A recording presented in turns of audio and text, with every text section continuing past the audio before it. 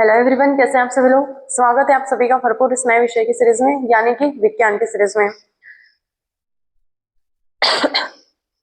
Class 11th के NCERT biology का हमारा पहला चैप्टर पूरी तरीके से कंप्लीट हो चुका है। ये अभी हमारा सेकंड चैप्टर चल रहा है। हमने पिछली कक्षाओं में दो जगत अवधारणा, बायोलॉजिकल क्लासिफिकेशन यानी कि वर्गीकरण क्यों आवश्यक है वो देख लिया था। फिर दो जगत अवधारणा क्या होती है ये देख लिया था। तीन जगत अवधारणा क्या होती है वो भी देख लिया था, कौन कौन से जीव आते हैं। फिर चार जगत अवधारणा देख ली थी, उसमें कौन कौन से जीव आते हैं। आज हम देखेंगे पांच जगत अवधारणा। ठीक है, तो आइए बिना कुछ देरी के हम अपने टॉपिक की शुरुआत करते हैं, काफी लेट भी हो चुके हैं। बायोलॉजिकल क्लासिफिकेशन ये हमारा चैप्टर 2 है। ये बायोलॉजिकल क्लासिफिकेशन यानी कि जीव जगत का वर्गीकरण क्यों आवश्यक है। एक बार फिर से इसकी परिभाषा देख लेते हैं। इसकी परिभाषा क्या होती है। ठीक है,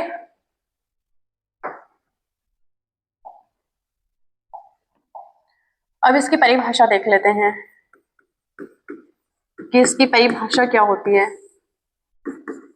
बायोलॉजिकल क्लासिफिकेशन यानी कि जीव जगत का वर्गीकरण। ठीक है, देखते हैं क्या होती है इसकी परिभाषा। पृथ्वी पर जीवों की विविधता के कारण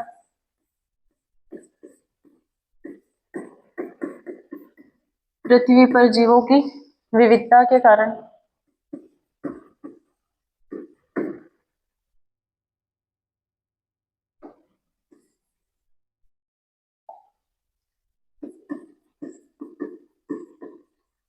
पृथ्वी पर जीवों की विविधता को सरल रूप से समझने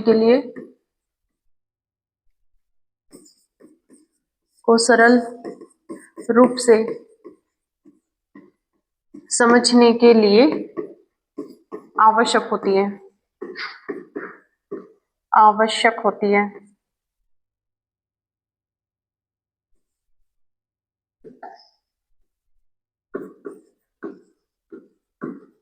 आवश्यक होती है। ठीक है, इसलिए जैव विविधता आवश्यक है, यानी कि बायोलॉजिकल क्लासिफिकेशन आवश्यक है। किस लिए? क्योंकि पृथ्वी पर जीवों की विविधता अत्यधिक पाई जाती है। देन विविधता के कारण हम जीवों का अध्ययन नहीं कर पाते हैं, तो इसलिए वर्गीकरण की हमें आवश्यकता पड़ जाती है। क्यों? क्योंकि उनका अध्ययन करने के लिए हमें आसान हो जाए। ठीक है, इतना तो देख लिया था हमने। फिर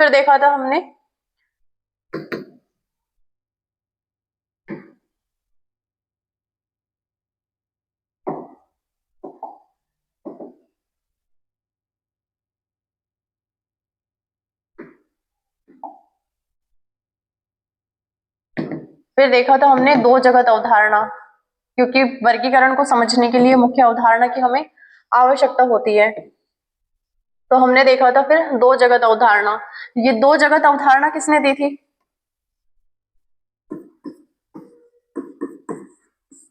ये दो जगत अवधारणा किसने दी थी? कैरोलस लीनियस ने। ठीक है,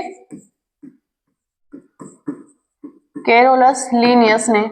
कौन कौन थे दो जगत अवधारणा में? देखते हैं। पहला तो था जंतु जगत। जंतु जगत जिसे नाम दिया था एनिमलिया। ठीक है, ये नाम दिया था। फिर दूसरा था पादप जगत, जिसका नाम दिया था प्लांटी। ठीक है, आया ना इतना समझ में? हमने ये देख लिया था, लेकिन इनमें क्या दिया था इन्होंने? जंतु जगत में तो सभी परपोषी दे दिए थे, और पादप जगत में सभी स्वपोषी जीव दे दिए थे। इसमें बैक्टीरिया, साइनोबैक्टीरिया, नीली हरी शैवाल सभी को वर्गीकरण नहीं किया था। लेकिन फिर भी हमें अध्ययन करने में परेशानी आ रही थी कि कौन से जीवों को किस में रखे, पादप में रखे या जंतु में रखे। कुछ जो परपोषी जीव होते हैं वो जंतु नहीं होते हैं, कुछ परपोषी जीव होते हैं वो एक कोशिकीय नहीं होते हैं। ठीक है, एक कोशिकीय जीवों को अलग करना होता है, बहुकोशिकीय जीवों को अलग करना होता है। तो ये प्रणाली भी उनकी फेल हो गई थी। फिर आई थी नई प्रणाली, फिर आई थी हमारी तीन जगत अवधारणा। ठीक है, अब ये 3 जगत अवधारणा ये किसने दी थी? 3 जगत अवधारणा तो अर्नस्ट हिकेल ने दिया था। ठीक है, ये 3 जगत अवधारणा किसने दिया था? अर्नस्ट हिकेल ने। आया समझ में? इसमें क्या दिया था? पहला था इनका पादप, पादप जगत। दूसरा क्या था इनका? जंतु जगत। दूसरा क्या था इनका? जंतु जगत। देन तीसरा क्या था इनका? इनका तीसरा जगत था प्रोटिस्टा। आया समझ में? प्रोटिस्टा जगत। इसमें क्या रखा था? पादप जगत। पादप जगत में तो सभी पौधे और स्वपोषी। आया इतना समझ में? फिर जंतु जगत में रखा था सभी जंतु और मानव। और ये जो प्रोटिस्टा जगत बनाया था वो सूक्ष्म जीवों के लिए बनाया था, और ऐसा जगत था, इस जगत में सूक्ष्म जीवों को स्वतंत्र रूप से एक अलग वर्गीकरण या फिर एक अलग नया क्लासिफिकेशन मिल गया था। इसलिए यहाँ पर वे सभी एक कोशिकीय जीव थे। एक कोशिकीय जीव, वे सभी एक कोशिकीय जीव। ठीक है, जो न तो पूर्ण रूप से जंतु है,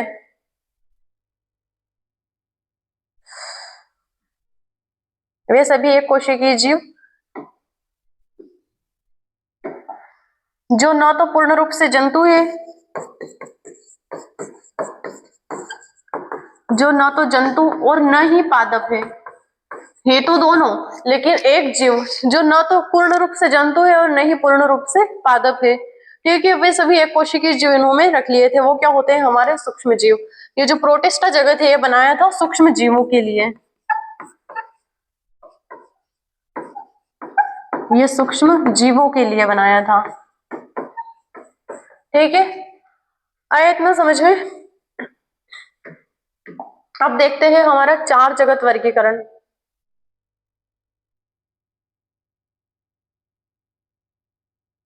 ये 4 जगत अवधारणा, ये किसने दिया था? 4 जगत अवधारणा हमारा कोपलैंड ने। कोपलैंड ने दिया था 4 जगत अवधारणा। ठीक है, कब दिया था? 1853 में। फिर इसमें क्या दिया था? क्योंकि उसमें भी कमी थी, प्रोटिस्टा एक अलग जगत बन गया था। उसमें कैसे जीव थे? जो वे सभी एक कोशिकीय जीव जो न तो पूर्ण रूप से जंतु हो और न ही पूर्ण रूप से पादप हो, लेकिन पादप जगत में एक ऐसे जीव रख रखे थे जिनकी न तो संरचना सूक्ष्म जीवों से मिलती है, माइक्रो ऑर्गेनिज्म जो होते हैं उनसे मिलती है, और न ही उनकी संरचना पौधों से मिलती है। तो फिर उनके लिए भी एक अलग जगत बनाया, मोनेरा। तो इन्होंने कोपलैंड ने जो वर्गीकरण किया था बैक्टीरिया, साइनोबैक्टीरिया एंड नीली हरी शैवाल के लिए, तो वो था हमारा मोनेरा जगत। देखते हैं कैसा है मोनेरा जगत। पहला है इनका भी पादप, पादप जगत। दूसरा है इनका भी जंतु जगत एंड तीसरा है इनका भी प्रोटिस्टा जगत। प्रोटिस्टा में क्या आ गई? हमारी नीली हरी शैवाल। एंड चौथा इन्होंने जो जगत दिया है वो है मोनेरा जगत। मोनेरा जगत पादप में क्या है? सभी पौधे। इन्होंने भी ऐसा ही किया, सभी पौधे। यहां पर सभी जंतु हो गए थे, सभी जंतु और मानव। वैसे मानव भी जंतु में ही आते हैं, मानव को अलग से ना लिखे तो कोई भी दिक्कत नहीं, कोई दुख नहीं होगा। ठीक है, जीवन में कोई दुख भी नहीं आएगा। प्रोटिस्टा में क्या है? सभी एक कोशिकीय जीव जो न तो पूर्ण रूप से पादप है सभी एक कोशिकीय जीव जो न पूर्ण पादप है और न ही पूर्ण रूप से जंतु है, न ही पूर्ण रूप से जंतु है। ठीक है, आया इतना समझ में? अब मोनेरा में क्या लिया उन्होंने? नीली हरी शैवाल, बैक्टीरिया और साइनोबैक्टीरिया। साइनोबैक्टीरिया को ही हम क्या बोलते हैं? नीली हरी शैवाल बोलते हैं। देखते हैं, ये हो गए बैक्टीरिया हमारे, बैक्टीरिया। ये हो गया हमारा साइनोबैक्टीरिया, साइनोबैक्टीरिया जिसे हम क्या बोलते हैं? Blue green algae, blue green algae. ठीक है, आया इतना समझ में? ये हम बोलते हैं इसे, ये हमने कल देख लिया था यानी कि पिछली कक्षा में। अब हम देखेंगे आज का हमारा सबसे मेन टॉपिक 5 जगत अवधारणा। ये रहा,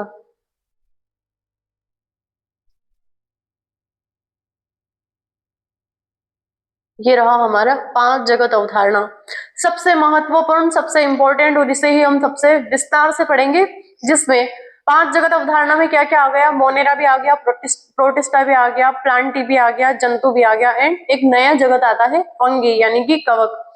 4 जगत अवधारणा में क्या कमी थी, क्योंकि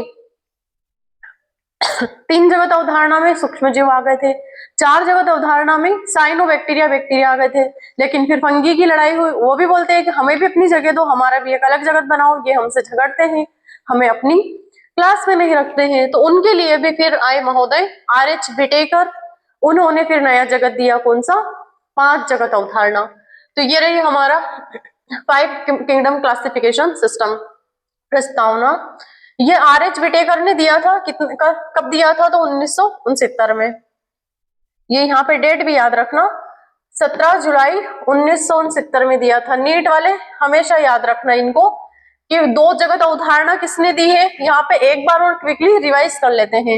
ये रही हमारी 2 जगत अवधारणा, 2 जगत, 3 जगत और 4 जगत। यहां से हर बार क्वेश्चन आता ही आता है, ठीक है। और ये रही हमारी 5 जगत। 5 जगत का तो लिखा ही है, 5 जगत का सबसे इंपॉर्टेंट भी होता है। ये किसने दिया था, तो केरोलस लिनियस ने दिया था। ये दिया था हमारा अर्नस्ट हिकेल ने। ये किसने दिया था, तो ये दिया था अर्नस्ट हिकेल ने। यार ये हो क्या रहा आज, शॉर्ट फॉर्म में लिख लेते हैं, ठीक है। ये हो गया हमारा केरोलस लिनियस, ये हो गया हमारा अर्नस्ट हिकेल, ये हो गया कोपलैंड, इसको तो ऐसे ही लिख लेना कोपलैंड, और ये हो गए हमारे R.H. विटेकर। R.H. इन्हें विटेकर भी बोलते हैं, इन्हें R.H. विटेकर भी बोलते हैं और W.H. विटेकर भी बोलते हैं, ठीक है। ये दोनों नाम इन्हीं के हैं। कब दिया था, तो 17 जुलाई 1969 को। ये डेट हमेशा याद रखना, ठीक है। आया समझ में?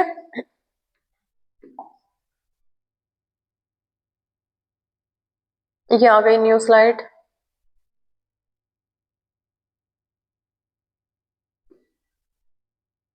ठीक है। इस प्रणाली की आवश्यकता क्यों पड़ी, क्योंकि 2 जगत, 3 जगत और 4 जगत में कमियां थी। 2 जगत में क्या कमियां थी, प्रोकैरियोटिक और यूकैरियोटिक कोशिकाओं को उनकी जगह नहीं मिली थी, ठीक है। तो उन्हें पूरी तरह अलग नहीं किया था। फिर क्या था, पौधे, जंतु, फंजाई, कवक, सूक्ष्म जीवों में कोई अंतर नहीं था। ये जो 2 जगत अवधारणा थी, इसमें पौधे, जंतु, फंजाई, कवक, सूक्ष्म जीवों, इनमें कोई अंतर नहीं था। लेकिन जब 5 जगत अवधारणा आई, जब 5 जगत अवधारणा आई, तो पौधों को अलग जगह मिली, फिर जंतुओं को अलग जगह मिल गई, फंजाई, कवक और सूक्ष्म जीवों को अलग अलग जगह मिली। इसलिए ये क्या हो रहा,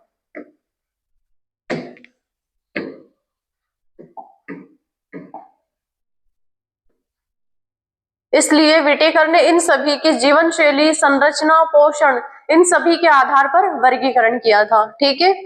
आधार पर जीवों को 5 अलग अलग वर्गीकरण में, यानी कि 5 अलग अलग जगत में उनको बांट दिया था। किसके आधार पर, उनकी शैली, यानी कि उनके संरचना के आधार पर, उनके गुण क्या होते हैं उनके आधार पर, उनमें पोषण कैसा होता है, उनमें संरचना, उनका उनमें प्रजनन कैसा होता है, इन सभी के आधार पर उन्होंने 5 जगत अवधारणा में बांट दिया था। ये स्क्रीनशॉट ले लेना, डायरेक्टली नोट्स है ये, ठीक है। विटेकर ने इन सभी की जीवन शैली, संरचना, पोषण के आधार पर जीवों को 5 अलग अलग जगत में वर्गीकरण कर दिया था, ठीक है।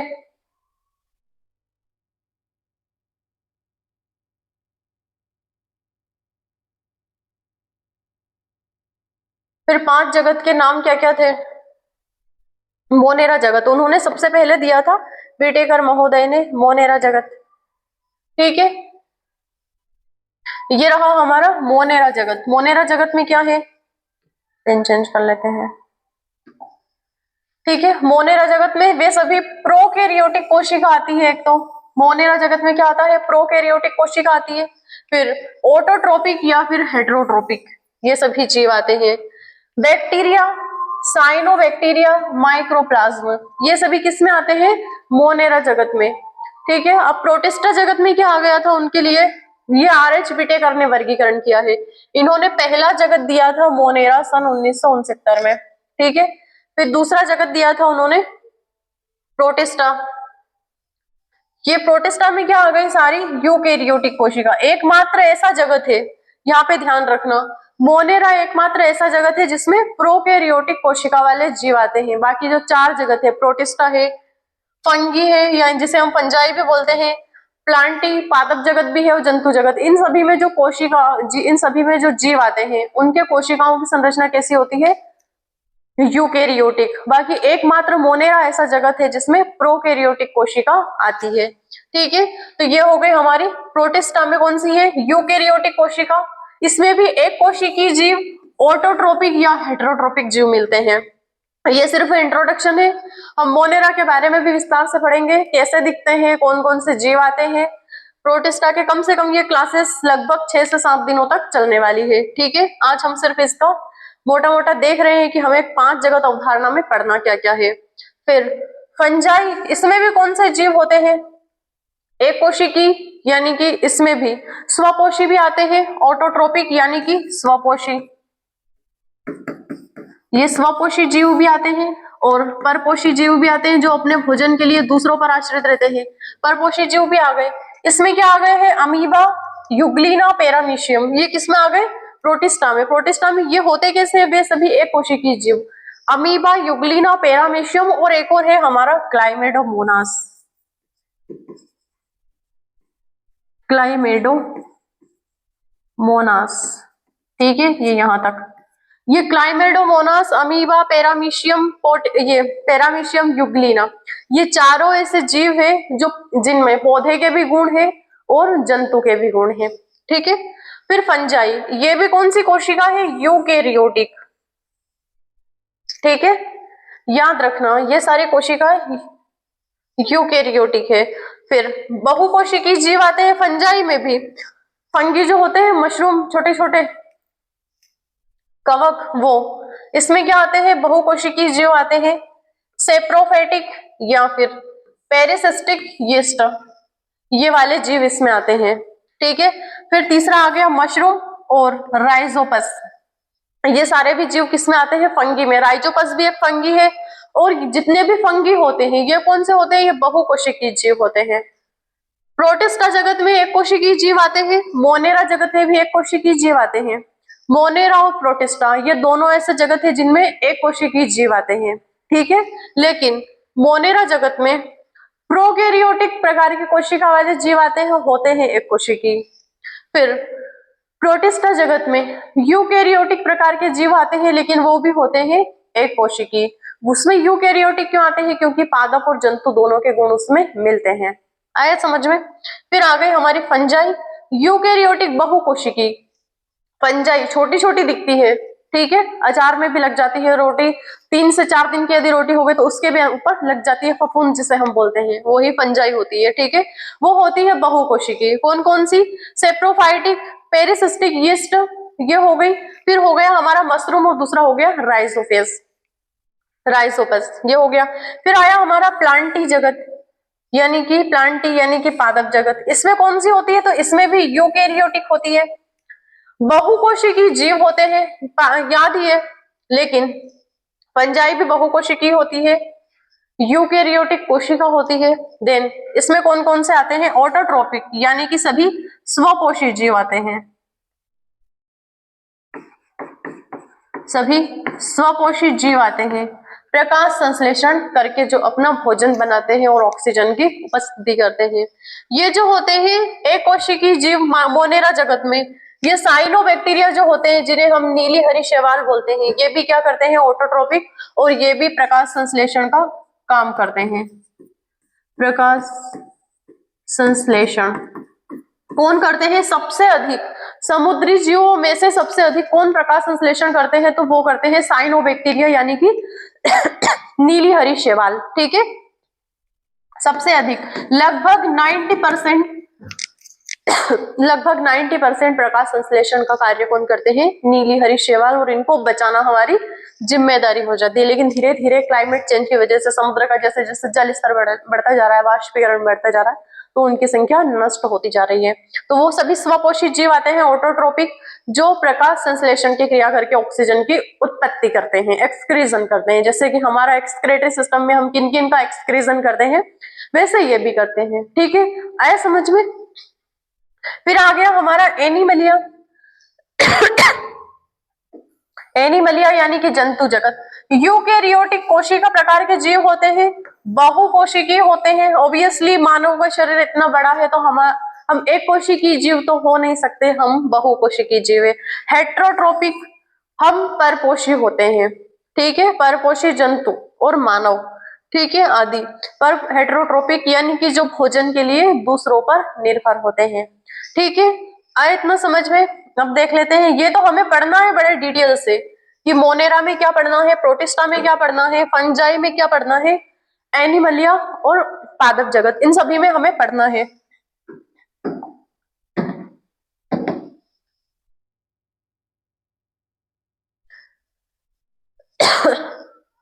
कीट भी जंतु जगत में ही आते हैं। ठीक है, फिर ये जो 5 जगत प्रणाली है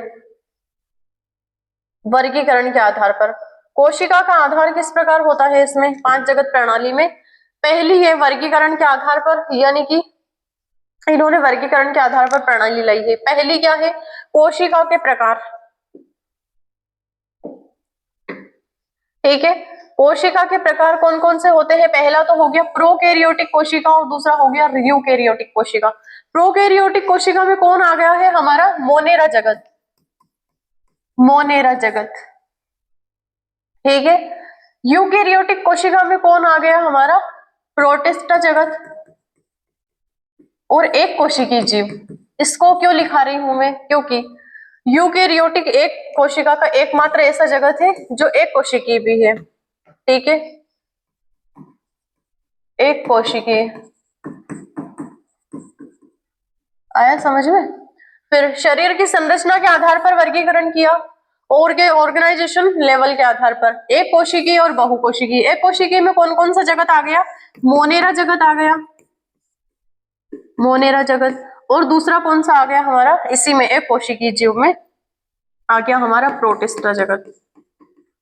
ठीक है, बहुकोशिकीय में तो पौधे, जंतु, पौधे, जंतु एवं और कौन कौन सा जगह, एक और बचा फंगी। जो फंगी होते हैं वो भी बहुकोशिकीय में आते हैं। फिर पोषण के प्रकार, ये स्वपोषी है ऑटोट्रोपिक, स्वपोषी जीव और परपोषी जीव, परपोषी जीव। ठीक है, फिर जीवन चक्र इनका रिप्रोडक्शन और फ्लाइलोजन, यानी कि इनका जीवन चक्र कैसे होगा, उनमें प्रजनन कैसे होता है और उसमें गति और गमन कैसे होता है, वो भी हम देखेंगे। इस आधार पर इन्होंने 5 जगत प्रणाली का वर्गीकरण किया है।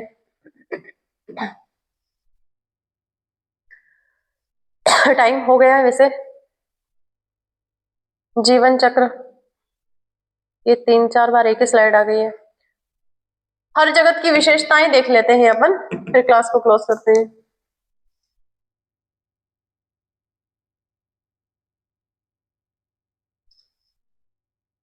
ठीक है, पहला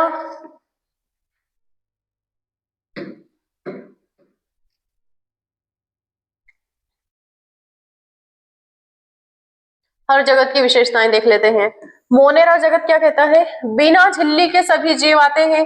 बद्ध केंद्रक यानी कि प्रोकैरियोटिक, इन सभी जीवों में केंद्रक नहीं होता है, यानी कि झिल्ली विहीन होता है। एक कोशिकीय जीव आते हैं इनमें। फिर कुछ प्रकाश संश्लेषण करते हैं, जैसे कि साइनोबैक्टीरिया। ये हमारी पृथ्वी का एकमात्र ऐसी संरचना है जो लगभग 90% क्या करती है, 90% प्रकाश संश्लेषण का कार्य करती है। उदाहरण के लिए इकोलाई जीव, ये भी आते हैं, माइकोप्लाज्मा भी आते हैं एंड एनाबीना भी आते हैं। ये सभी किसमें आते हैं, मोनेरा जगत में। फिर प्रोटिस्टा जगत को देख लेते हैं।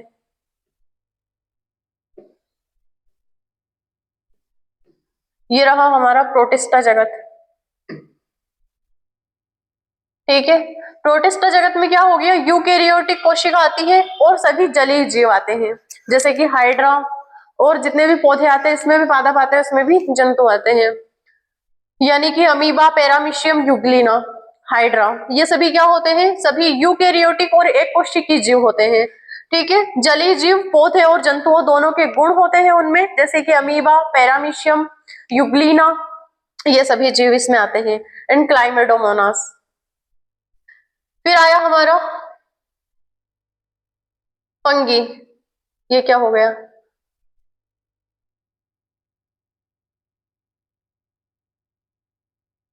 ये क्या चल गया,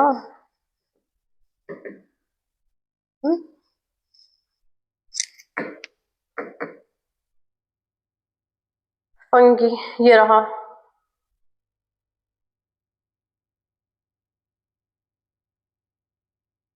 ये रहा हमारा फंगी। ठीक है, फंगी में क्या क्या आ गया हमारा, यूकेरियोटिक बहुकोशिकीय जीव आते हैं, हेट्रोट्रोपिक यानी कि भोजन सड़ते पदार्थों पर लगते हैं, इसलिए इन्हें परपोषी बोलते हैं। क्यों, क्योंकि सड़े हुए भोजन पर, जैसे कि रोटी जब खराब हो जाती है तो उस पर लग जाती है फफूंद, यही फंगी होते हैं। अचार जब खराब हो जाता है उस पर फफूंद लग जाती है। कोई फल खराब हो गया उस पर व्हाइट व्हाइट या फिर ब्लैक ब्लैक फंगी टाइप गद्दीदार संरचना बन जाती है, वही क्या होते हैं, फंगी। परपोषी क्यों बोलते हैं, क्योंकि सड़े गले भोजन पर ये बन जाता है, उत्पत्ति हो जाती है इसकी। कोशिका भित्ति काइटिन की बनी हुई होती है, क्या क्या होते हैं, यीस्ट होते हैं, राइजोपस होते हैं और मशरूम होते हैं। ठीक है, फिर आ गया प्लांटी।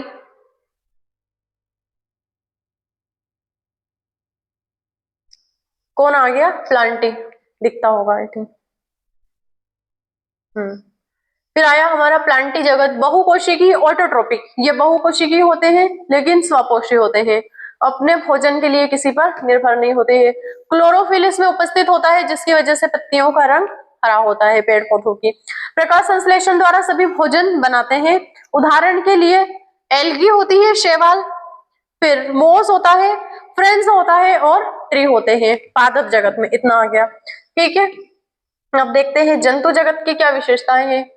संक्षेप में, बहुकोशिकीय परपोषी होते हैं, भोजन के लिए प्रकृति पर निर्भर होते हैं, दूसरे जीवों पर। कोशिका भित्ति उनमें अनुपस्थित होती है, कोशिका भित्ति होती ही नहीं है, क्या काम कोशिका भित्ति का, जंतु है, पादप तो है नहीं। ठीक है, लेकिन चल फिर सकते हैं, उदाहरण के लिए मानव, गाय, कीट, मछली आदि। मछली भी इसमें आती है, जलीय जीव है लेकिन उसमें नहीं आती है। ठीक है, तो ये हो गया हमारा पांच जगत अवधारणा। फिर पांच जगत प्रणाली के लाभ क्या क्या है वो भी देख लेते हैं। आई थिंक आज दूसरी क्लास नहीं लगेगी। पांच जगत प्रणाली के लाभ क्या क्या है देखते हैं। प्रोकैरियोटिक और यूकैरियोटिक जीवों का स्पष्ट विभाजन हो गया। इतने जगत बने थे जिसमें प्रोकैरियोटिक और यूकैरियोटिक जीव जो थे वो अलग नहीं हुए थे, लेकिन इसमें विभाजन हो गया उनका। एक कोशिकीय जीव और बहुकोशिकीय जीवों का अलग अलग वर्गीकरण कर दिया। एक कोशिकीय जीव अलग कर दिए, फिर दो कोशिकीय यानी कि बहुकोशिकीय जीव जो जिनमें अनेक कोशिकाएं होती है वो भी अलग कर दिया। फिर ऑटोट्रोपिक यानी कि स्वपोषी और परपोषी जीवों को अलग कर दिया गया। इनमें भी अंतर स्पष्ट हो गया हमारा। कवक फंगी पौधों से अलग स्थान मिल गया। पहले जो चार जगत प्रणाली थी उसमें फंगी को जगह नहीं मिली थी, उसमें उसको भी पादप जगत में रख लिया था पेड़ पौधों में, लेकिन वो भिन्न है पेड़ पौधों से, क्योंकि एक कोशिकीय जीव है लेकिन परपोषी भी है। ठीक है, तो ये इनकी विशेषता हो गई और लाभ भी हो गए ताकि हमें अध्ययन करने में स्पष्ट मिल सके।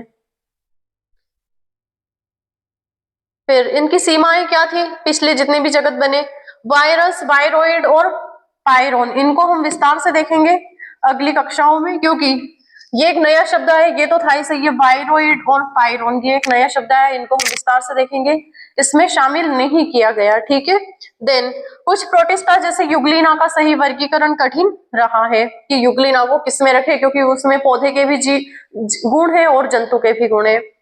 तो आज के लिए इतना ही, देखेंगे कल नई कक्षाएं, और कल मोनेरा जगत को विस्तार से देखेंगे। क्लास को देखते रहिएगा, पढ़ते रहिएगा। बाय, गुड डे, धन्यवाद।